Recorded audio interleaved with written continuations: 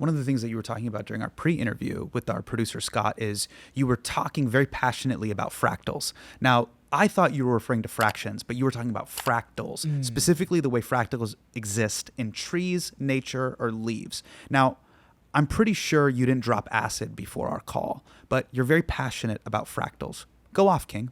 Fractals are like one of the most beautiful mathematical objects, especially since they can sometimes arise from random stuff. One of the fractals you might know is the Mandelbrot fractal. No.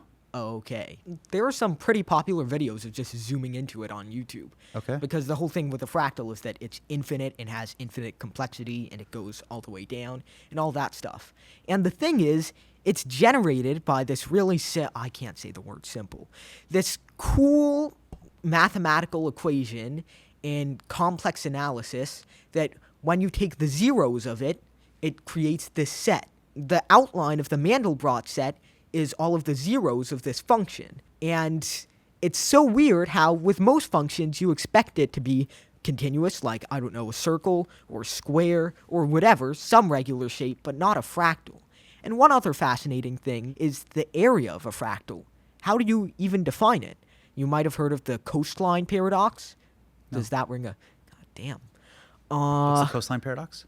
Okay, so essentially, the coastline of a country is kind of like a real-life fractal, because there's infinite complexity, and, depending on the tide, it can literally shift, and if you zoom in and in and in on the little grains of sand on the beach, you can see individually that the border is changing millions of times every nanosecond, and you get a different length if you measure with different levels of accuracy. It never gives you one accurate measurement, which essentially leaves the question, there is no good way to measure the length of a coastline, because it's kind of a real-life fractal.